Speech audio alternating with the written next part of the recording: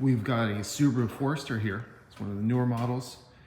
Customer came in a few months ago to install those Diode Elite Series fogs, but he's still looking for more ways to kind of personalize and add some more lighting. And the idea that we came up with is to put a light bar in that opening right underneath the license plate. Originally, we were looking at the 18-inch Stage Series by Diode, and we measured it, and it looks like we'll be able to fit a 30-inch back there. Haven't taken off the bumper or seen anybody do this just yet, but measurements show that it should be possible. So there's a nice hard plastic piece right under there to mount to. I believe we can get this done. So I'm gonna keep you updated on how this goes, and we'll see if we can dial it in. If this is your first time working with a Japanese bumper like a Subaru, they're all the same. Toyota, Subaru, Honda. It's just a lot of plastic rivets. That's all that's holding on the bumper. There are no screws at all. Bunch in the top, bunch on the bottom. Actually, the bottom had the most, maybe 10, 12. Up top, you got maybe 6 or 7 and 1 on the sides. The goal is to place it right here. It feels a lot more solid once the bumper is on, but this is actually a pretty decent mounting surface. I explained to the customer that it's not ideal because it's not metal, but I think we can make it work, and it fits in this location. So we'll see how this goes. This is the Stage Series 30-inch, the SS30. It comes as a driving optic, which essentially is just a clear lens. It's using the optics that are in front of those LEDs. However, the customer wants to be able to run these as an additional fog light. So this is the wide beam pattern.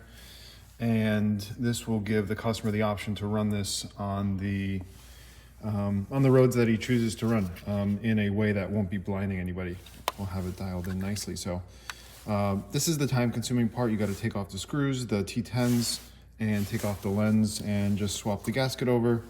And you can easily just reinsert it and then screw on the bezel essentially. So it's really straightforward. Just takes a little bit of time. You'll screw those in, and you can kind of configure this how you want. You know, you can create a combo. Essentially, it's a wide and driving, or you can just keep it driving for maximum distance and visibility down the road. But this customer really wants that width. One thing we had to do because of the way that it gets mounted is to elongate the area where it can swivel. So we used the Dremel and a grinding tool to get up there. Drill bit's gonna be a little bit tough because it is really strong metal. So this will allow longer, more motion, more range essentially. All right, so this is how it looks installed. You can see it's on the highest position here, and we don't want this pointing up or straight ahead. It's gotta have a little bit of a downward tilt, so I believe this will be pretty much perfectly set up here. But you wanna make sure that everything seats, routed the wiring up and behind, because you'll probably see it. This is a little higher than center, higher than ideal, but that's the only way to make this work. Just centered it off and ready to wire up the light bar. The Diode harness comes with a disconnect to feed the switch into the cabin. And I've taken off the grommet. I've cut a little hole in it so that way we can pass through into the firewall easily. I'll show you what that looks like when it's installed. Just to show you where we are. Access to this area does definitely suck. You can see deep down in there, there's that grommet, and I've got the matching connector that will connect to the Diode harness right here, which we'll set up in the engine bay. And I'll show you what we do with the switch inside shortly. Just to give you an idea of what to do with the wiring, you can do whatever you'd like. Connect it to the positive and negative of the battery. I zip tied the relay right off to the side. The slack that was going into the cabin, I put right next to it. And then the slack that was going down by the light bar was right by the battery. So the wiring runs down underneath the headlight assembly and then connects to the light bar right over here. And we're literally ready for the last step. Can't wait to see this. Okay, you're gonna wanna run it to wherever you'd like to mount it. I always like to mount switches in any piece that can be drilled out and replaced. So we have the factory fuse cover little cubby tray on the right, and the customer got this nice little switch panel on the left, which allows us just to mount a few switches, even though we're just using one. Definitely gonna come in handy. And there we have it. Switch. switch has been mounted, and just gotta zip tie some of the wiring underneath here, and we're good to go. And this is a wrap. I think the angle is perfect. We ran out of adjustability to go any higher, but it's actually seated quite well. And for a wide or extra fog, it's set up perfectly.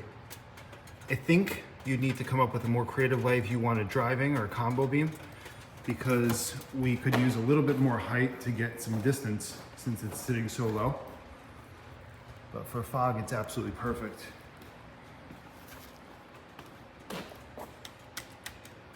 Looks awesome. Let's see.